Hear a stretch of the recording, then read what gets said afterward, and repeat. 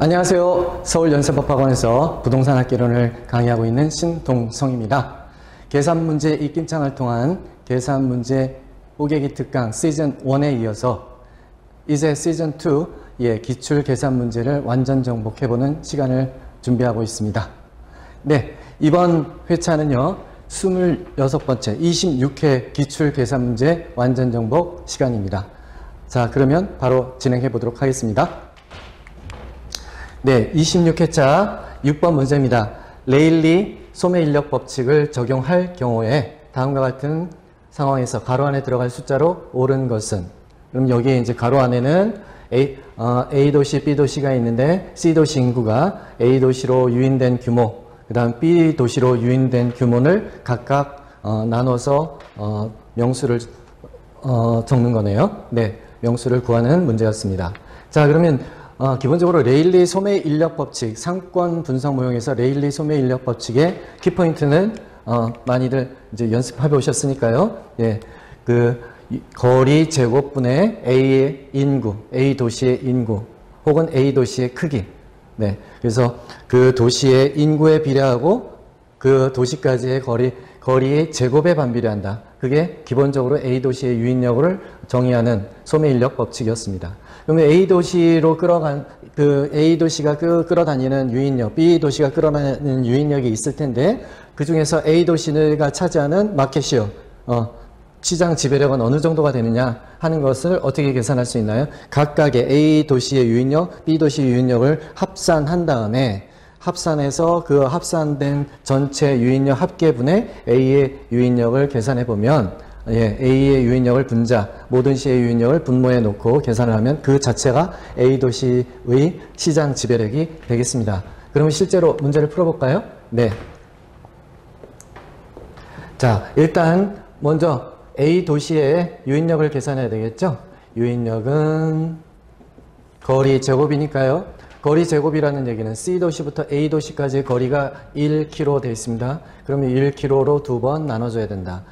A 도시의 인구 수는 10,000명입니다. 그러면 A 도시의 유인력은 10,000 이렇게 쓸 수 있겠고요. 그 다음에 B 도시의 유인력은 어떻게 계산되나요? B 도시의 유인력은 당연히 거리가 2km, B와 C 도시 간의 거리가 2km라고 했으니까 2로 두 번 나눠준다. 왜? 거리의 제곱에 반비례했기 때문에 두 번을 나눠주는 거죠. 분자에는 어떻게 되나요? B 도시의 인구수는 5,000명이라고 되어 있네요. 5,000.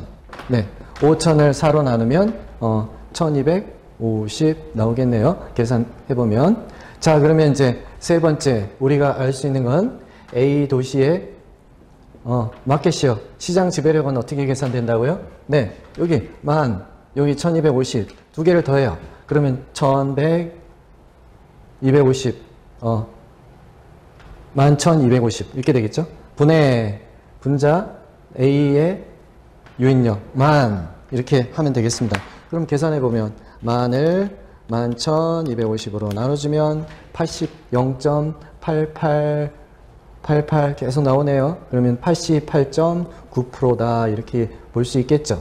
그 얘기는 마켓시어가 88.9%라는 얘기는 뭐죠? 그러면 여기 C의 인구는 얼마? 9,000명. 9,000명 C 도시 인구가 9,000명이니까 9,000명 중에서 다른 도시로 가는 사람들 빼고 A 도시로 가는 사람은 결국 88.9%, 9,000명의 88.9%니까 곱하기 9,000을 해주면 네, 8,000 나오네요. 그래서 결국 A 도시로는 8,000명이 가고, 그러면 9,000명 중에서 나머지인 1,000명은 B 도시로 간다 이렇게 되니까 정답은 5번이 되겠네요. 기억은 네, 8,000. 8,000이 어떻게 나왔습니까? 네, 9,000명 곱하기 여기 88.9% 곱해주면 그게 8,000 나오니까 8,000명은 A 도시로 가서 쇼핑을 하게 되고, 예, 나머지 1,000명은 B 도시로 유입되게 되는 것이죠.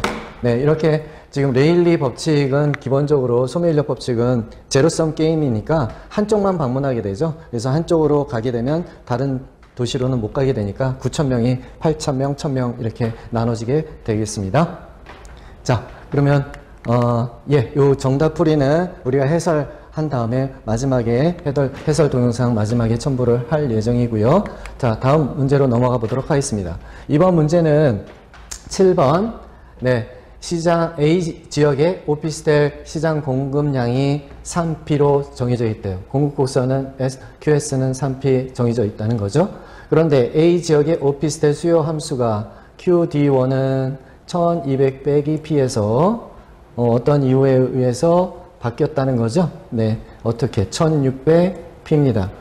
네, 이렇게 변화했을 때 균형 가격의 변화는 어떻게 되는 것이냐 하는 거죠. 그래서 기존의 균형 한번 구하고 새로운 수요함수와 만나는 또 균형. 그래서 균형값을 2번 계산해서 비교하는 문제입니다. 자, 우리가 문제를 풀기 전에 이미 연습을 다른 회차에서 다 해봤었는데요. 수요함수가 QD는 1200 빼기 P. 그 다음에 수요함수가 새로운 수요함수는 1600 빼기 P.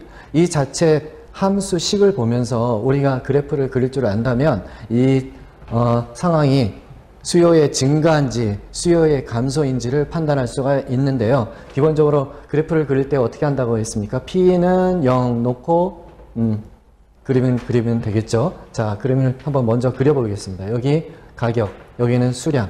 네. 그러면 공급 함수부터 그려볼까요? 여기가 P가 0일 때 Q도 0이죠. 네, 원점을 지나네요. 그 다음에 P가 100이면 가격이 100일 때 Q값은 어떻게 되나요? 300. 네, 여기 100일 때 300. 점점점에서 만나는 점 이렇게 해가지고 그 두 선을 연결하면 이게 공급 곡선이 되는 거죠. 수요 곡선 어떻게 되나요? 1200 빼기 P. 기존의 수요 곡선은 P 대신에 0을 집어넣으면 1200. 여기 1200. 다음에 Q 대신에 0 집어넣으면 1200. 그러니까 1200 만나는 여기도 1200. 따라서 이렇게 선을 연결하면 이 선이 공급 수요 곡선, 기존의 수요 곡선이 되는 것이죠. 자, 밑에 1600 빼기 P는 P 대신에 0을 집어넣으면 1600이니까 조금 더 연장해서 여기가 1600이라고 하죠. 그 다음에 Q 대신에 0을 집어넣으면 P 값은 또 1600이 되니까 여기 위에 1600이 이렇게 있겠죠. 그래서 이렇게 또 연결하면 수요 곡선이 이렇게 우상향으로 이동했구나. 수요의 증가가 되는 거죠. 수요의 증가. 수요의 증가라면 우리는 이론적으로 이미 공부가 다 되어 있을 겁니다. 기존의 균형에서 수요의 증가가 이루어지면 어떤 결과가 이루어지나요? 초과 수요가 발생하니까 균형 가격은 상승하고 수량도 균형 수량도 증가한다라는 걸 이론적으로 알게 되죠. 실제로 여기 새로운 균형점은 이렇게 파란 점이 될 테니까 가격은 증가하고 가격은 상승하고 균형량도 증가하게 되는 것이죠. 이런 이제 그래프를 그려서 또 그 이론적 배경을 이제 확인할 수가 있겠고요. 자, 우리는 이제 계산 문제니까 계산 문제 이제 가서 실제 계산 문제를 한번 해보도록 하겠습니다. 자, 일단 항상 이 새로운 기존의 균형과 새로운 균형 이거 생각해 보면 우리가 그림을 이제 간단하게 이런 하트 모양의 그림으로 항상 생각하면은 편하다고 그랬잖아요. 그래서 여기 변하지 않은 거는 공급 곡선 변하지 않았고 여기 새로운 기존의 공급 곡선 QD1은 1200 빼기 P고 여기 새로운 공급 곡선 QD는 1600 빼기 P고 따라서 이렇게 만나서 먼저 계산을 해야죠. 자, 첫 번째 기존 균형은 어떻게 이루어지나요? 기존 균형은 수요 곡선, 공급 곡선이 서로 일치하기 때문에 왼쪽이 일치하니까 오른쪽 길이 같다. 1200 빼기 P는 3P.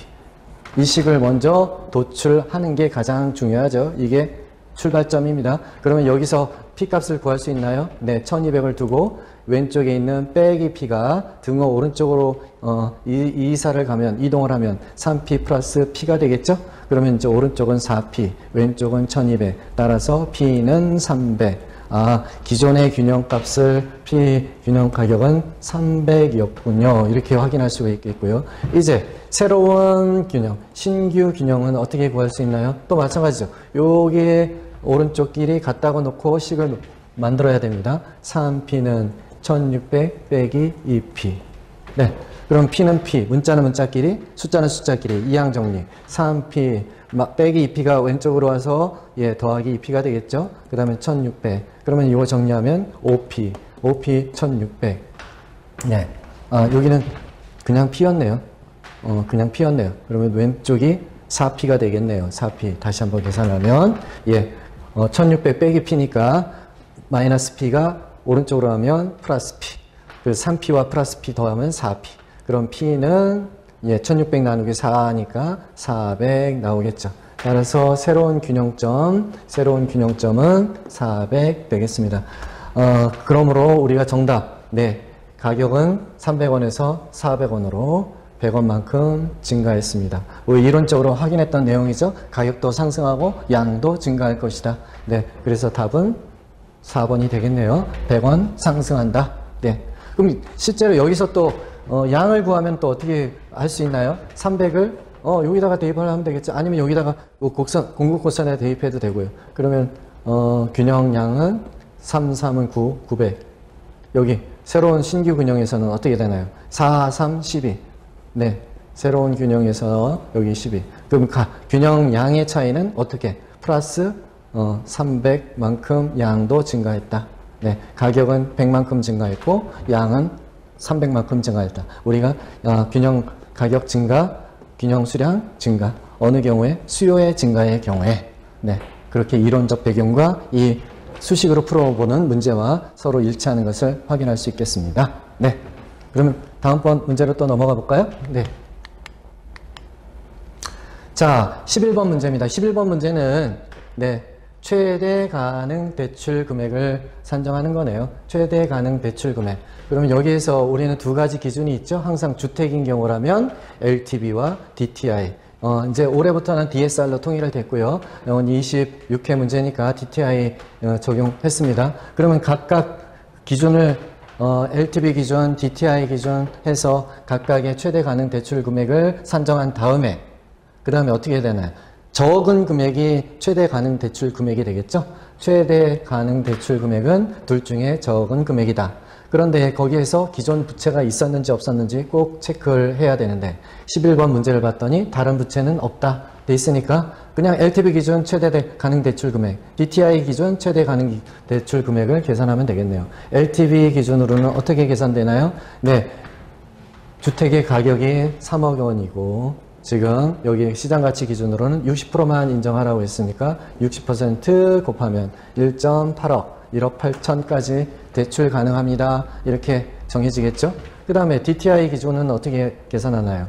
DTI 때는 우리는 무조건 단순 암기하자고 그랬습니다. 연소득 곱하기 네, 연 DTI 나누기 저당상수. 연디죠. 연디죠. 그러면 연소득 얼마입니까? 5천만 원. 곱하기 예, DTI 얼마? 40%. 그러면 5천만 원에 40%니까 분자는 2천만 원이겠네요. 저당상수는 얼마인가요? 문제에서 0.1로 주어졌습니다. 0.1이니까 계산하면 2억이 나오겠네요. 네.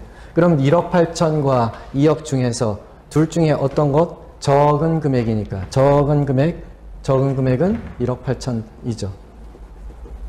따라서 최대 가능 대출 금액은 네, 1억 8천이 답이 되겠네요. 네, 따라서 3번이 정답이 되겠습니다.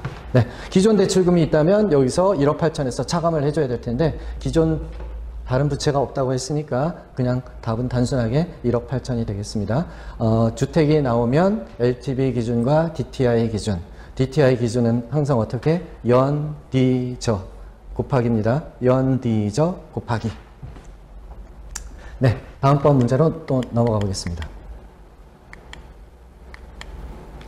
자, 12번 문제네요. 주택 구입을 위해 은행으로부터 2억 원을 대출받았다. 저당 대출. 근데 2회차에 상환해야 할 원리금은? 근데 상환 방식이 중요하죠. 일단은 이런 상환 회차에 따른 원리금 상환액을 구할 때는 무슨 방식인지를 먼저 확인하는 게 가장 중요하죠. 원금 균등 상환 방식. 원금 균등 상환 방식. 그게 가장 중요합니다. 자, 원금 균등 상환 방식이라면은 뭐가 일정하다? 네, 항상 원금 균등 상환액이 항상 일정하다는 얘기니까 이거는 어떻게 구할 수 있나요? 네. 자, 만기는 20년, 대출 기간 20년. 그러면 빌린 돈 얼마? 2억 원이니까 2억 원을 매 회차마다 20년 동안 매년 나눠서 동일한 금액을 균등하게 상환해야 되니까 원금 상환액은 고정되어 있다는 거죠. 1천만 원. 네, 1천만 원. 그렇다면 우리 숙제는 지금 뭔가요? 네, 이자 상환액만 계산하면 이자하고 원금 상환액을 합치면 그게 2회차의 원리금 상환액이 되겠죠? 그럼 2회차의 이자 상환액은 어떻게 되나요? 이자 상환액이라는 거는 항상 미상환 잔액에다가 곱하기 문제에서 주어지기를 대출금리는 5% 정해져 있으니까 미상환 잔액을만 계산하면 되겠죠. 미상환 잔액은 어떻게 계산할 수가 있나요? 미상환 잔액은 원래 처음 대출은 2억 받았지만 1회차에 얼마를 상환했어요? 무조건 1,000만 원은 원금 상환했다. 네, 그러니까 2회차에 미상환 잔액은 2억에서 1천만 원을 차감한 1억 9천이 되겠고 1억 9천의 5%가 이자액이 되겠죠. 그러면은 2억에서 2천만 원 뺐으니까 1억 9천 곱하기 5% 하면 950만 원이 되겠네요. 네. 950만 원. 네. 그럼 1번 원금 상환액은 1,000만 원. 2번 2회차 이자 상환은 950만 원. 그러면 답은 나왔죠? 네. 원리금이라고 했으니까 1번하고 2번 더해주면 1,950만 원. 네. 1,950만 원. 4번이 답이 되겠네요. 네. 자, 원금 균등 상환 방식은 상대적으로 쉽습니다. 일단 뭘 먼저 구해야 된다? 원금 균등 상환액을 먼저 구합니다. 그리고 나면 이제 그 해당 회차별로 미상환 잔액에 대한 이자율을 곱해서 이자 상환액을 구하고요. 이자 상환이 구해지면 원금 상환액과 이자 상환액을 합치게 되면 그때는 그 회차에 따른 원리금 상환액이 계산이 되는 것입니다. 네. 자, 이렇게 금융론 문제도 좀 풀어봤고요. 다음번 문제로 또 넘어가 보겠습니다. 이번에는 다시 이제 경제론은 문제로 거꾸로 돌아왔네요. 문제 보겠습니다. X 지역의 오피스텔 임대료가 10% 상승하고 10% 상승했어요. 그랬더니 영향을 미쳤다는 거죠. 어떻게 영향을 미쳤냐? 네, 오피스텔 임차 수요량은 15% 마이너스가 됐고, 소형 아파트 임차 수요량은 어떻게 됐다? 5% 증가했다는 거죠. 네. 자, 그러면 다른 거 문제를 풀기 전에 생각해 보면 어떤 해당 재화의 가격이 올랐더니 해당 수요량이 감소하는 건 당연한 얘기겠죠. 가격 법칙에 의해서. 그랬더니 그 옆에 있던 타 재화의 수요량이 늘어났대요. 그 얘기는 그 옆에 타 재화의 가격이 올랐더니 그 타 재화 때문에 해당 재화의 수요량은 증가했다. 이건 뭐 당연히 대체재라는 그 자체 대체재의 정의잖아요. 네. 옆에 있는 오피스텔이 너무 비싸서 오피스텔은 수요가 감소하고 오피스텔로 갔던 수요가 다 갈아탔다. 어디로? 소형 아파트로 갈아탔다. 네. 그러니까 오피스텔과 소형 아파트는 대체재 관계일 수밖에 없다는 거죠. 그 자체 문제에서 주어진 게. 그러니까 답은 여기서 2번 아니면 4번 둘 중에 답이 있을 겁니다. 자, 그런데 여기서 구체적으로 A, 교차 탄력성을 계산해 보자라는 거예요. 그럼 지금 우리는 벌써 B는 정답을 맞췄고요. 대체재. 그럼 여기에서 우리 교차 탄력성은 어떻게 되나요? 교차 탄력성은 정의가 OP 임대료 가격 변화율 퍼센트 10% 분의 플러스 10% 분의 소형 아파트 임차 수요량 변화율 플러스 5%. 네. 10분의 5니까 0.5. 0.5는 0보다 큰 숫자죠. 교차 탄력성이 0보다 크다는 얘기는 그 자체 두 재화는 서로 교차되고 있다, 대체되고 있다, 대체재다. 그런 거를 얘기해주고 있는 것이죠. 네, 교차 탄력성은 OP 임대료 퍼센트 분의 변화 퍼센트 분의 소형 임차 수요량 변화율 퍼센트. 그래서 10% 분의 5%.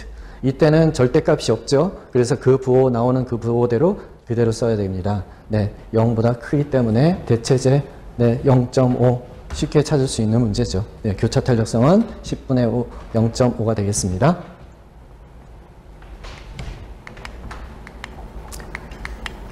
네.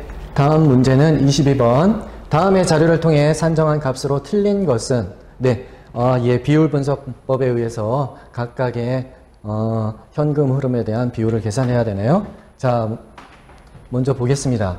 예, 총 투자에서부터 쭉 캐시플로우가 정해져 있는데 1번 유효 총소득. 유효 총소득을 계산하기 위해서는 가공기, 유영순 이 방법으로 차근차근 가야 될 텐데 우리가 지금 가능 총소득이 정해져 있지 않기 때문에 위에서부터 이렇게 내려올 수가 없겠죠. 따라서 여기 맨 밑에 봤더니 네, 유효 총소득 승수는 5라고 주어졌네요. 그럼 유효 총소득 승수를 이용해야 되겠죠. 유효 총소득 승수는 어떻게 정의가 되는 건가요? 유효한 총소득 분의 총투자액 이런 식으로 구해지는 게 유효한 총소득 승수죠.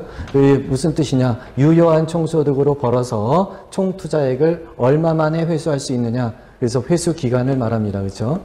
예, 회수 기간. 자, 그러면 우리가 이게 지금 보기에서는 네, 5라고 주어졌고요. 네, 총 투자액은 얼마? 총 투자액은 지금 보기에서 10억으로 주어졌어요. 네, 10억으로 주어지고 이게 5예요. 5는 네모분의 10억. 그렇다면 네모는 어떻게 구하나요? 5하고 자리 바꾸면 되는 거죠? 그래서 네모는 5분의 10억이니까 네, 2억. 네모가 뭐예요? 네모가 유효 총소득을 의미하는 거죠. 유효 총소득은 2억. 맞네요. 네, 맞는 거고요. 지금 여기 틀린 걸 찾으라고 그랬으니까 하나씩 다 해봐야 됩니다. 자, 순소득 승수는 정의가 어떻게 되나요? 순소득 승수는 분모가 어떤 거? 네, 순영업소득이 되겠죠. 네, 여기 요 순소득이 분모가 오고 분자는요. 또 마찬가지로 총투자액이 되겠습니다. 자, 총투자액은 우리가 조금 전에 확인했듯이 10억, 네, 10억입니다. 총소득 승수는 구하는 거니까 순영업소득을 알아야지 되는 거죠. 순영업소득을 여기다 집어넣어야지 알 수가 있는데 순영업소득이 주어지지 않았어요. 그럼 여기 나머지 보기를 이용해서 순영업소득을 구해야 됩니다. 순영업소득 어떻게 구하면 좋을까요? 네, 가공기, 유영순 해가지고 구할 수 있는데 지금 가능 총소득이 정해져 있지 않기 때문에 예, 그 방법은 안 되고요. 대신에 여기 봤더니 보기에 세전 현금 수지와 부채 서비스액이 정해져 있네요. 그러면 가공기, 유형순, 부세. 그러니까 세전 현금 수지에다가 흐름에다가 더하기 부채 서비스액을 해준다면 그렇다면 거꾸로 순영업 수익이 계산이 된다는 거죠. 그러면 세전 현금 수지는 6천만 원, 부채 서비스액은 4천만 원이니까 네, 합치면 1억이 되네요. 네, 1분의 10 되니까 여기는 10. 따라서 순소득 승수 10. 네, 정답이네요. 정답. 예, 맞는 답이죠. 틀리는 걸 구하는 건데. 자, 일단 나머지 문제를 풀기 전에 순소득 승수 바로 밑에 보면 종합자본 환원율이 보이네요. 그러면 순소득 승수하고 종합자본 환원율은 어떤 관계인가요? 여러분 이제 공부되신 분들은 이미 알고 계시겠지만 순소득 승수의 역수는 어떻게 되나요? 역수가 곧 종합자본 환원율이죠.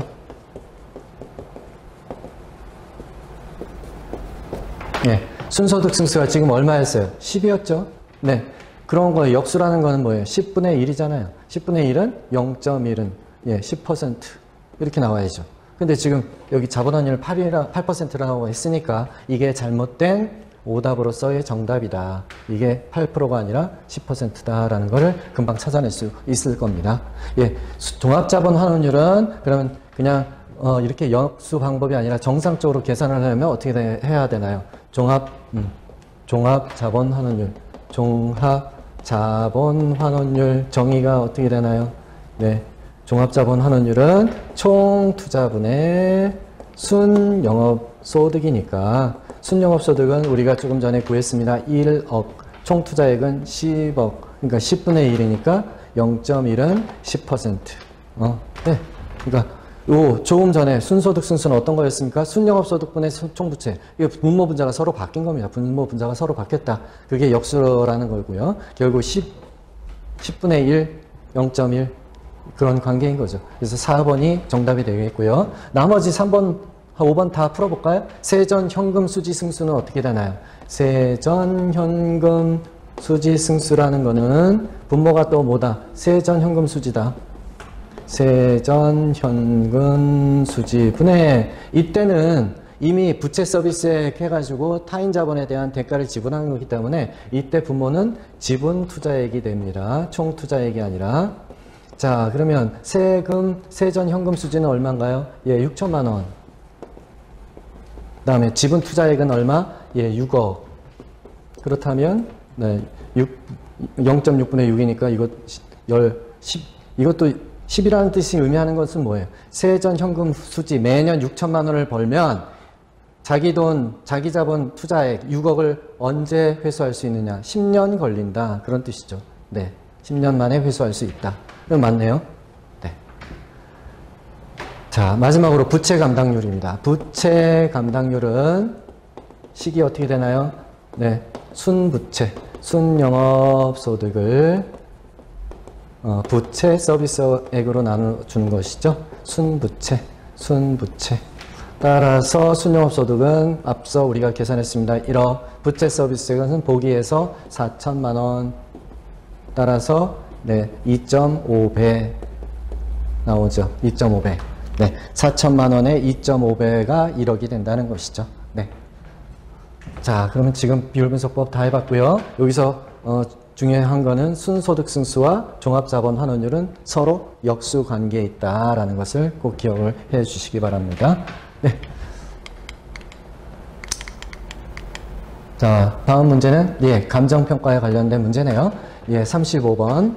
공시지가 기준법으로 평가한 토지 평가액은. 그렇다면 공시지가 기준법에 의해서 개별 토지는 어떻게 평가하나요? 예, 일단 그 식을 먼저 써놓는 게 편하겠죠. 항상 공시지가 나오면 네, 개별 토지가액은 네, 감정가액 어떤 거래사례 비교법에 의한 감정가액은 여기 네, 여기 공시지가 곱하기 시, 지, 개, 그 다음에 그 밖의 요인 곱해주면 되죠. 왜 곱한가요? 네, 여기 보니까 지금 이 자체가 여기 상승식이죠.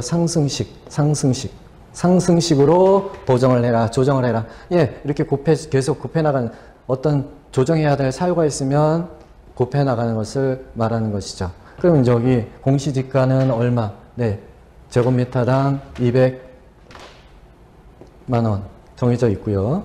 네, 시점 보정은 어떻게 하면 되나요? 시점 보정은 차근차근 내려가면 되는 거죠. 네, 기준 시점은 2015년인데 공시지가는 기준 시점은 2015년 10월 24일이고, 네, 감정평가 기준일이죠. 공시지가 기준일은 얼마?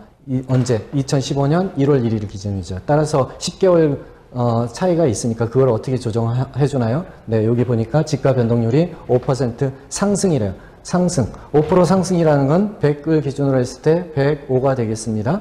그리고 이걸 좀 더 빨리 계산하려면 1.05 이렇게 바꿔도 상관없겠죠? 네, 200만 원에다가 그냥 1.05를 곱하면 되겠죠. 그 다음에 지역 요인은 보니까 여기 숫자도 안 나와 있고 동일 지역이 내라고 했으니까 조정해줄 숫자가 없다. 아예 그럼 빼버리면 되는 거죠. 무시. 네. 그 다음에 개별 요인은 봤더니 개별 요인은 가로 조건과 관련해서는 5%가 열세래요. 5%가 열세라는 거는 100을 기준으로 했을 때 95가 되겠죠. 그거 95를 곱해주라는 얘기인데 이거 이렇게 빨리 곱하려면 0.95를 곱해주는 게 훨씬 더 낫겠죠. 네. 그 다음에 환경 조건은 20% 우세하다고 했어요. 환경 조건에 20%가 우세하다는 얘기는 100일 기준으로 했을 때 120. 따라서 이것도 소수점으로 고치면 1.2가 되겠네요. 예. 그 다음에 그 밖에 기타 요인 봤더니 보정할 사항이 없음. 그러니까 이것도 빼주라는 얘기죠. 계산할 필요 없다. 그러면 다 나왔네요. 200만 원에다가 1.05를 곱하고 시점 수정. 그 다음에 개별 요인 0.95를 곱하고 또 1.2를 곱하고. 네, 그러면 답은 단순 계산이잖아요. 자, 해보겠습니다. 200만 원 곱하기 1.05 곱하기 0.95 곱하기 1.2는 네, 하면 2394000. 따라서 답은 네, 4번 찾을 수가 있겠습니다. 자, 이렇게 거래사례 비교법이라든지 이렇게 공시지가 기준법에 의한 방법이든지 항상 먼저 떠올려야 되는 거는 공시지가 혹은 거래사의 가액 곱하기 공시지가인 경우에는 시지계면 시지계 그 밖의 요인 시지계 그 밖의 요인을 곱해주면 되고요. 상승식 시험은 대부분이 아니라 뭐 100% 다 상승식입니다. 상승식으로 그냥 다 곱해주면 되는 거고 그 다음에 일반 그 거래사례 기준법에 따르면 사례가액 곱하기 시지계면 해주시면 되겠죠. 시지계면 면적 관련해서 조정을 해줘야 되니까요. 네, 이렇게 되면 이제 거래사례 비교법, 네, 그 다음에 공시지가 기준법에 의한 감정평가 가액 구하는 것 문제를 풀어봤습니다. 네. 네, 26회 문제를 다 풀어봤네요. 예. 자, 이제 우리가 34회부터 시작을 해서 지금 이제 26회차까지 9년치 공부를 해봤습니다. 이제 다음 시간에는 25회차 마지막 시간이 되겠네요. 다음 시간에 또 뵙기로 하고요. 우리 공부는 항상 선택, 그 다음에 집중, 그 다음에 반복으로 고득점이 보장되겠습니다. 수고하셨습니다.